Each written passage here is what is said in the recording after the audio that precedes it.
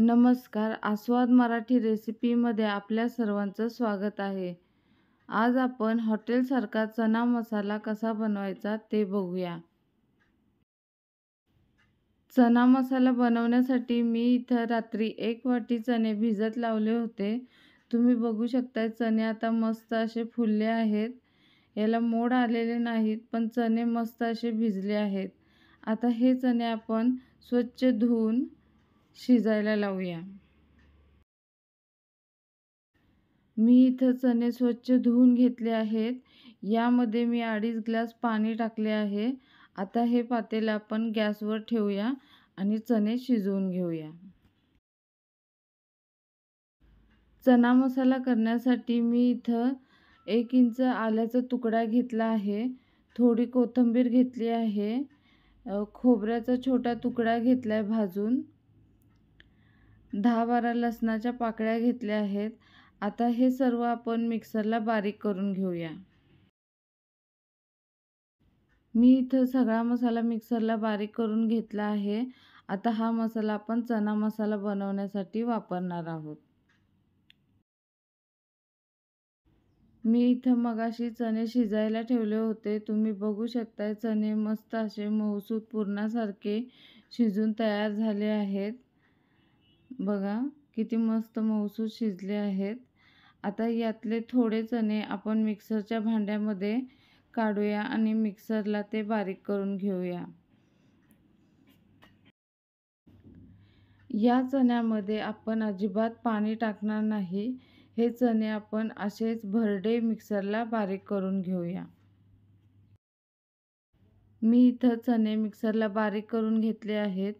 तुम्ही बघू शकता अशा पद्धतीने आपल्याला चणे बारीक करून घ्यायचे आहेत. चला तर मग पातेलं गरम झाले. यामध्ये आता आपण 3 चमचे तेल टाकूया.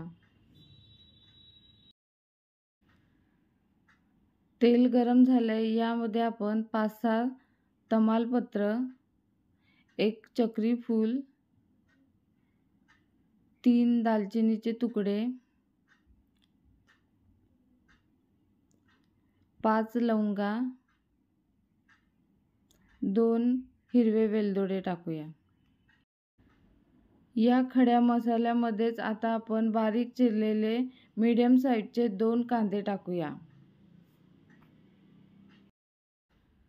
कांदा चांगला लालसर होईपर्यंत आपल्याला हा परतून घ्यायचा आहे.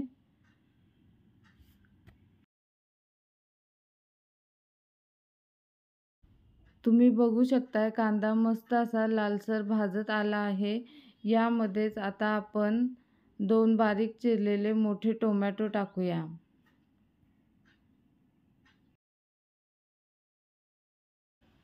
कांद्यामध्ये टोमॅटो चांगला परतून घेऊया. टोमॅटोचं पाणी पूर्णपणे आटलं पाहिजे आणि टोमॅटो चांगला नरम होईपर्यंत आपल्याला हा टोमॅटो परतून घ्यायचा आहे.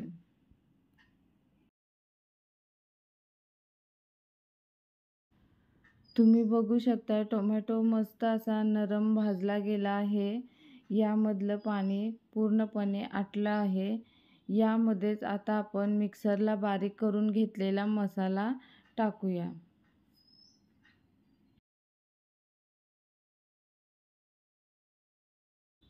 हा खोबऱ्याचा मसाला आता आपण कांदा आणि टोमॅटोमध्ये एक 5-6 मिनिट चांगला परतून घेऊया.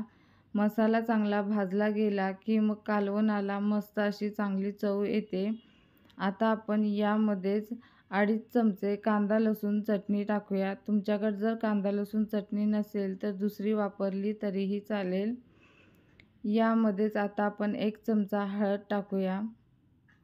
अर्धा चमचा गरम मसाला पावडर टाकूया.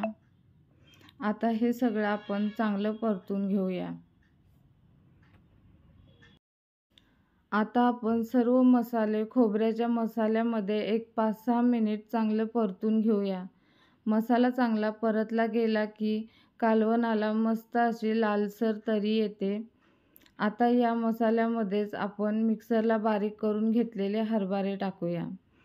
मिक्सरला बारीक करून घेतलेल्या हरभऱ्यामुळे कालवणाला मस्त अशी चव येते आणि कालवण आपलं पातळही होत नाही, मस्त असं घट्टसर कालवण तयार होतं. वाटलेले हरभरे मसाल्यामध्ये चांगले मिक्स करून घेऊया. वाटलेल्या हरभऱ्यामुळे हरभऱ्याची सगळी चव कालवणामध्ये उतरते आणि कालवण खूपच चवदार बनते. आता आपण शिजवून घेतलेले चणे यामध्ये टाकूया.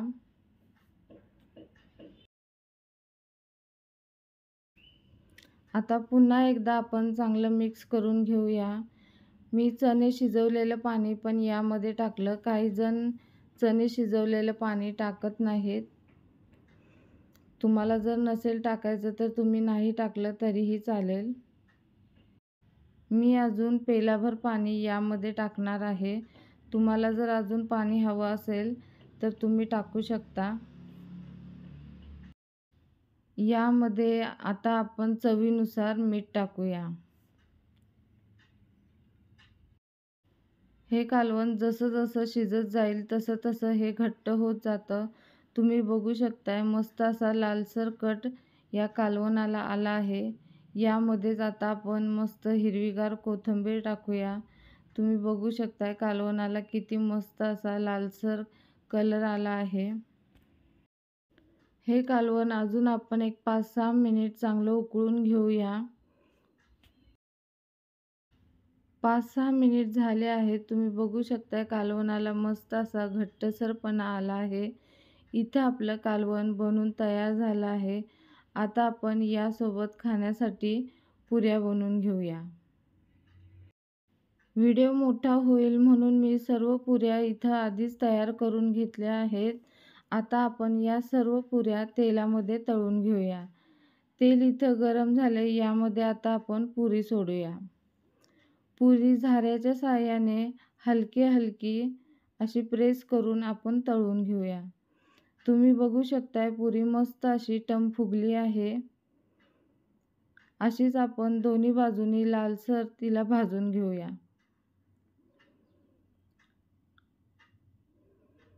पुरी चांगली लालसर भाजली गेली आहे. आता आपण तिला तेलातून बाहेर काढूया. अशाच पद्धतीने दुसरी पुरी पण आपण तेलामध्ये सोडूया. मी या गव्हाच्या पिठाच्या पुऱ्या बनवल्या आहेत. जर तुम्हाला मैद्याच्या पिठाच्या पुऱ्या आवडत असतील तर तुम्ही मैद्याच्या पिठाच्याही पुऱ्या बनवू शकता. तुम्ही बघू शकताय दुसरी पुरी पण मस्त अशी टम फुगली आहे. मस्त असा तिला लालसर कलर आला आहे. आता आपण तिला तेलातून बाहेर काढूया. अशाच पद्धतीने आपण सर्व पुऱ्या तेलामध्ये तळून घेऊया. तुम्हाला हा माझा व्हिडिओ आवडल्यास लाईक, शेअर आणि सबस्क्राईब करायला विसरू नका.